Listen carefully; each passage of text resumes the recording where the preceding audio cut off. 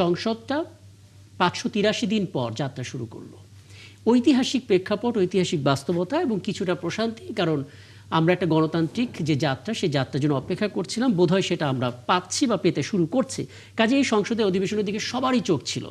আমরা যেই পয়েন্টটাতে বেশি আগ্রহ দেখছিলাম যে রাষ্ট্রপতি বক্তব্য দিলে তখন আসলে কী পরিস্থিতি তৈরি হয়, এবং আমরা দেখলাম যেটা ধারণা করা হচ্ছিল সেটাই হলো, ওয়াকআউট করলো।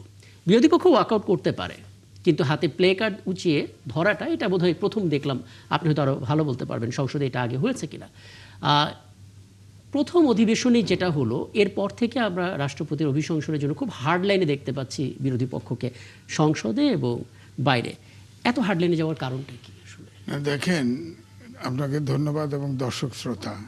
দেখেন, সংবিধান 106 অনুচ্ছেদ অনুযায়ী এই রাষ্ট্রপতি আপনার পরামর্শ নিয়ে অন্তর্বর্তীকালীন সরকার গঠন করে, এবং অন্তর্বর্তীকালীন সরকার সংবিধানের 148 অনুচ্ছেদ অনুযায়ী সংবিধান সমুন্নত রাখার জন্য ওত নেয়। অর্থাৎ অন্তর্বর্তীকালীন সরকার আদালত স্বীকৃত, সংবিধান স্বীকৃত, অর্থাৎ সাংবিধানিক সরকার।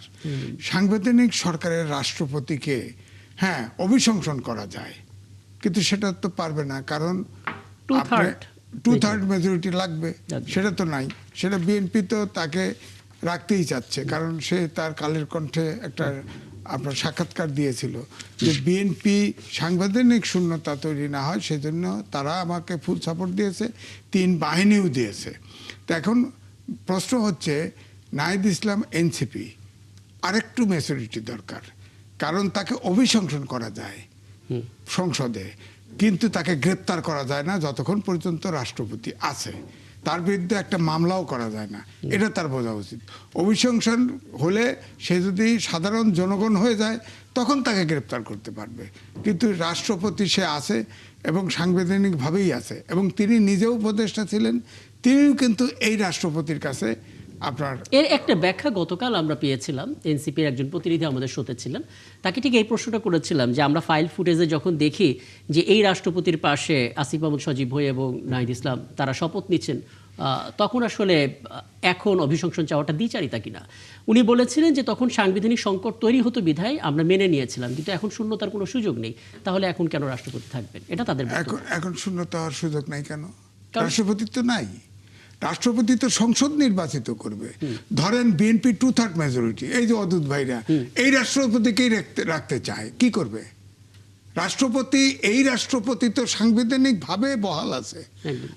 তাকে তো উড়িয়ে দেওয়ার জন্য চেষ্টা হয়েছে, পারে নাই তো। 3 বাহিনী প্রধান তাকে অ্যাসুর করেছে, বিএনপি তাকে সাংবিধানিক শূন্যতা যাতে না হয় এই জন্য তাকে রাখা হয়েছে। তো তাকে তো অভিশংসন নো কনফিডেন্স দিবেন, এটা তো 2/3 মেজরিটি সংসদে লাগবে। বিএনপির তো 2/3 মেজরিটি আছে, বরঞ্চ অন্তর্বর্তীকালীন সরকার এমনকি যে কোনো নারীকে পুরুষ বানাতে পারে না, পুরুষকে নারী বানাতে পারে না, এই সংসদ যা আছে। 2 হচ্ছে, প্রথম কথা হচ্ছে বিএনপি যে জাতীয় আপনার জুলাই জাতীয় সনদ হয়েছে, সেখানে কিন্তু আমার কাছে বই কিন্তু আছে, আপনি কেউ চ্যালেঞ্জ করলে আমি দেখাই দেব।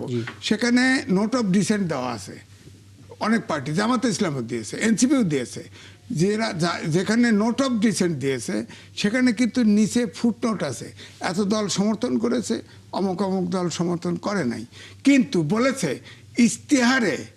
ইশতেহারে যদি দিয়ে এটা যদি পিপলস জনগণের ম্যান্ডেট পায় তাহলে তাদের মতো করে করতে পারবে।